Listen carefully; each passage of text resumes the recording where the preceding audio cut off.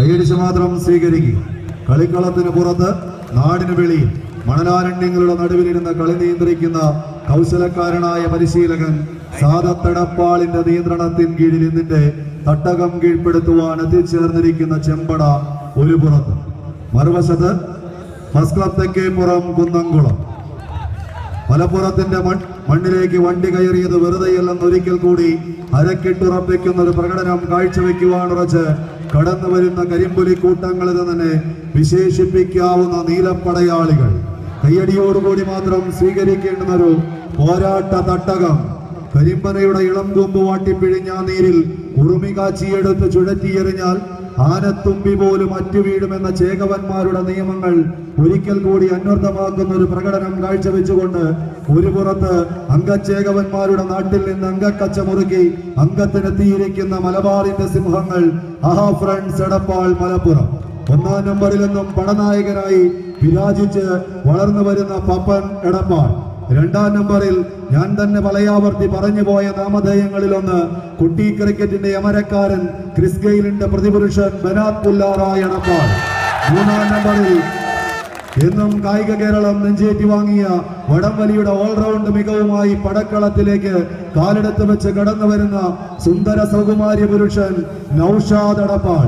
നാലാം നമ്പറിൽ കേട്ടുമഴങ്ങിയ നാമങ്ങളിലൊന്ന് ജിമ്മി വളനാടെന്ന അധികായന് ശേഷം കേരളക്കരയിലെ 4ാം നമ്പർ മത്സരാർത്ഥി ആര് എന്ന ചോദ്യത്തിന് ഉത്തരം അരക്കിട്ടുറപ്പിക്കുന്ന പ്രകടനവുമായി മുഹമ്മദ് എടപ്പാൾ. 4ാം നമ്പറിൽ കായിക കേരളത്തിന്റെ താപ്പാന എന്ന വിശേഷണവുമായി നമ്മളുടെ പ്രിയ സുഹൃത്ത് മലബാറിന്റെ ഏറ്റവും മികച്ച അനൗൺസർമാരിൽ ഒരാൾ എന്നും നിങ്ങളുടെ മുന്നിലേക്ക് എടുത്തിട്ടിരുന്ന നാമധേയം പ്രജിത്ത്. 6ാം നമ്പറിൽ സണ്ണി. 7ൽ ഷംസീറിൽ അവസാനിക്കുന്ന 7 ചാമ്പ്യൻ കായിക താരങ്ങൾ ഇന്നിന്റെ തട്ടകത്തിൽ പട നയിക്കുവാൻ എത്തിച്ചേർന്നിരിക്കുന്നുവെങ്കിൽ മറുപുറത്ത് ശക്തന്റെ മണ്ണിൽ നിന്നും എത്തിച്ചേർന്നിരിക്കുന്ന കായിക പ്രതിഭകളും പ്രതിഭാശാലികളുമായ മത്സരാർത്ഥികൾ നേർക്കുനേർ കൊമ്പുകോർക്കുന്ന കാഴ്ച. ഇന്നിന്റെ തട്ടകം ആര് കീഴടക്കുമെന്നറിയുവാനുള്ള പോരാട്ട പോർക്കളം. 29ാമത് ചാമ്പ്യൻ പട്ടത്തിലേക്ക് പപ്പനും സംഘവും കാലെടുത്ത് വയ്ക്കുമോ, അതോ 28ൽ ചാമ്പ്യൻ പട്ടങ്ങളെ അവസാനിപ്പിച്ചുകൊണ്ടൊരു കാക്കനാടിന്റെ മണ്ണ് ആവർത്തിച്ചുകൊണ്ട് കടന്നു പോകുമോ? കാക്കനാടും ഇതേ നിലയിൽ തന്നെ കടന്നുപോയതാണ്. അന്ന് ഇതേ ഫസ്റ്റ് ക്ലബ് തെക്കേപ്പുറം ആഹാ എടപ്പാളിനെ അട്ടിമറിച്ച് ഫൈനലിലേക്ക് കടന്നു ചെന്നപ്പോൾ നോക്കി നിന്ന ഭീഷ്മ ബോയ്സ് അവിടെ നിന്ന് ചാമ്പ്യൻ പട്ടം കൊത്തിയെടുത്ത് പറന്നുപോയൊരു ചെമ്പരന്തായി മാറിയ കഥ നമ്മൾ വായിച്ച് മറന്ന് കടഞ്ഞതാണ്. കൈയടിച്ച് മാത്രം സ്വീകരിക്കുക.